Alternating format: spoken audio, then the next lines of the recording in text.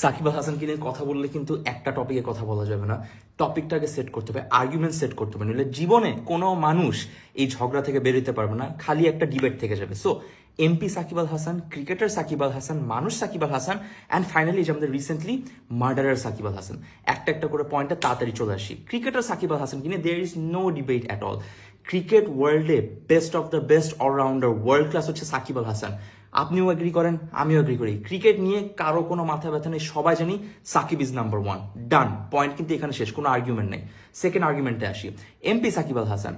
যখন সাকিব আল হাসান একজন এমপি, পুরো বাংলাদেশ অর্থাৎ স্টেটের অথবা অফিসিয়ালি ডিক্লেয়ার্ড একজন মিনিস্টার অফ পার্লামেন্ট, তখন কিন্তু সাকিব আল হাসান শুধুমাত্র একজন ক্রিকেটার না, ওনার শোল্ডারে বাংলাদেশের অনেকগুলো লাখ লাখ মানুষের দায়িত্ববোধ থাকার কথা।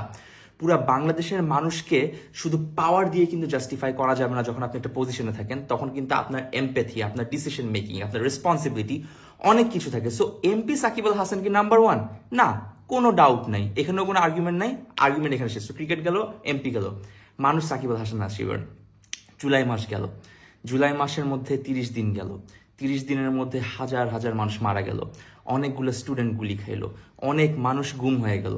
এর মধ্যে থেকে প্রচুর পরিমাণে মানুষ হাত জোর করে বলছে সাকিব ভাই প্লিজ কথা বলেন, আপনার মতো মানুষের ভয়েস খুব দরকার। কেউ বলেন এমপির ভয়েস দরকার, কেউ বলেন সাকিব ভাই আপনি ছক্কা মেরে ভয়েস দেন, কেউ বলেন সাকিব ভাই আপনি ইন্টারন্যাশনাল লেভেলে গিয়ে কথা বলেন।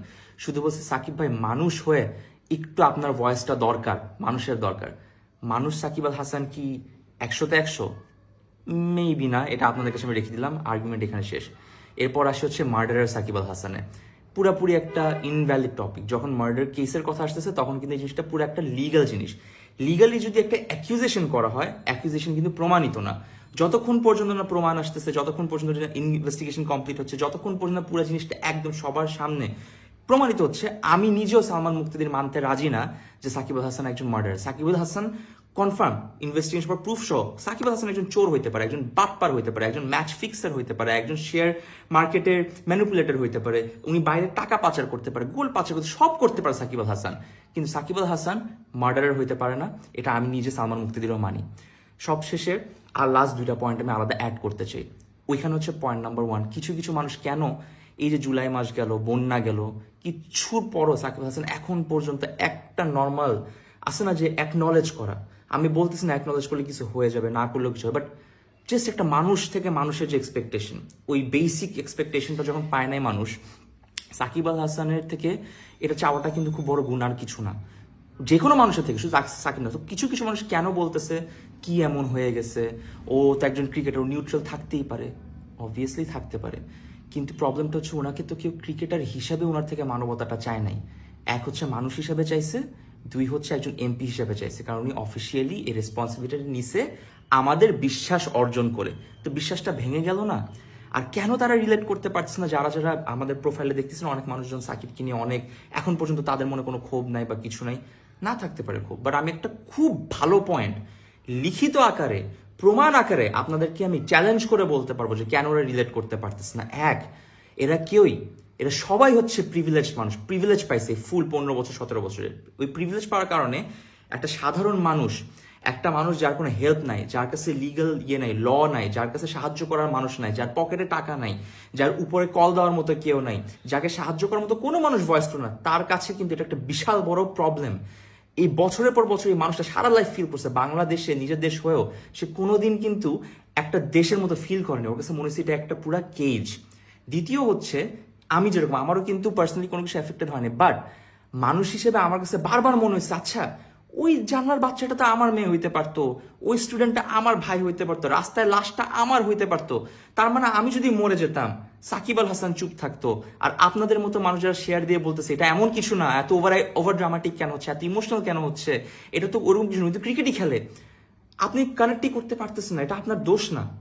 এটা আমি খালি পয়েন্ট আউট করলাম যে you go to their profile, যারা শেয়ার করছে জিনিসটা, I challenge you, full July মাস বন্যার মাসে ওরা কেউ এফেক্টেড হয় নাই, ওদের কোনো ফ্যামিলি এফেক্টেড হয়নি। ফ্যামিলি এফেক্টেড হইলেও ওরা কখনো ওদেরকে সাহায্য করতে আগায় না, বিকজ ওরা ওই হিউম্যান কানেকশনটাই ফিল করে না। এটা আপনাকে আমি লিখিত দিব, তো বললাম ওরা অ্যাকনলেজই করতে পারেনি প্রবলেমটা কোথায়, ওরা জানি না, ওরা একটা বাবলে বাস করে। লাস্ট একটা কোশ্চেন ছিল, সাকিব আল হাসান হাজার যাই করুক ও তো দেশের সম্পদ। এই আর্গুমেন্টটা আমি আপনাদের উপর রাখলাম, আমি কোনো আর্গুমেন্টটা যাবো না, একটা ছোট জিনিস দিয়ে শেষ করতে চাই। ফজলুল করিম আমাদের ওয়ান অফ দ্য অ্যাডভাইজার্স, উনি বাংলাদেশের যে মেট্রো রেল, যেটাতে মানুষ চলে, জনসাধারণ, নিম্নবিত্ত থেকে শুরু করে মধ্যবিত্ত বা নিম্নবিত্ত মধ্যবিত্তের মাঝখানে বা তার উপরে মেট্রো রেল ইউজ করে যারা, তাদের মেট্রো 1 বছর ধরে ইউজ করতে পারার কথা না, প্রচুর টাকা খরচ হওয়ার কথা, আর বলে দিছিল যে দুর্নীতি হবে, অনেক কি হবে, তারপর হয়তো মেট্রো রেল ফিক্স হবে, অনেক টাইম লাগবে। 7 দিনের মাথায় এই লোকটা মেট্রো রেল ফিক্স করছে। এই যে মেট্রো রেল দেশের সম্পদ, দেশের মানুষের টাকা দিয়ে যে মেট্রো রেলটা বানানো, দেশের মানুষই এটা সুবিধা এখন ভোগ করতে পারতেছে উনার জন্য, উনি দেশের সম্পদ। যে 17 বছরের ছেলে সাকিব আল হাসানের জার্সি পরে জেলে গেছে, 7 দিনের রিমান্ড খাচ্ছে একজন মাইনর হিসেবে দেশের জন্য, ওই ছেলেটা একটা দেশের সম্পদ। যেই ছাত্ররা গুলি খাইছে শুধুমাত্র যাতে আমরা স্বৈরাচার থেকে মুক্তি পাই, ওই যে গুলি খাইলো, মাইর খাইলো, টর্চার হইলো, আমাদের অ্যাডভাইজার্সরা, সমন্বয়করা, এরা দেশের সম্পদ। ওদের রেজাল্টে আমি আপনি আজকে এই যে বুক ফুলায় কথা বলতে পারতেছি, এরা হচ্ছে দেশের সম্পদ। আমি সালমান মুক্তাদির ও সাকিব আল হাসান নিজের ট্যালেন্ট বিক্রি করে এন্টারটেনমেন্টের মাধ্যমে ফেমাস হয়েছি, আমরা কেউ দেশের সম্পদ না, আমরা বালটাও না। So please understand the difference before you talk and before you get into an argument. Understand humanity first, empathy first. কেউ এখানে দেশের জন্য কিছু করে না, আমি দেশের জন্য কিছু করি না, আমি দেশপ্রেমী না, আমি কোনো দেশের কেউ না, আমি দেশে থাকবো না, ওপেনলি বলছি। স্টিল একটা দেশপ্রেমী না হয়ে যদি আমি এত কথা বলতে পারি, এতগুলো ছেলে মেয়ে, ইয়াং ছেলে মেয়ে যদি আসতে পারে, পাওয়ার হাতে নিয়ে, টাকা হাতে নিয়ে, দেশকে ভালোবেসে জাতীয় সঙ্গীত গিয়ে প্রত্যেকদিন ওপেনিং করার আগে যে মানুষগুলো বলছে আমি দেশের মানুষের জন্য কাজ করতে চাই, আমি এমপি হইতে চাই, definitely he is bound to be answerable to Bangladesh. Idiots.